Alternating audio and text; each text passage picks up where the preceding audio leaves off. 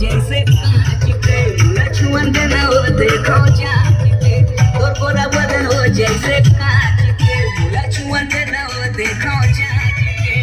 इच्छा वैसे हवे आज के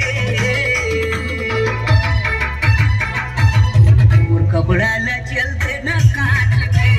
लेते हूँ घड़ी साबुन 5 के कपड़ा ला चलते न कांच के लेते हूँ घड़ी साबुन 5 के और गोरा बदन हो जैसे कांच के लक्ष्मण देना हो देखो जांच के इच्छा वैसे हवे आज के और कपड़ा ला चलते न कांच के लेते हूँ घड़ी साबुन 5 के और कपड़ा ला चलते न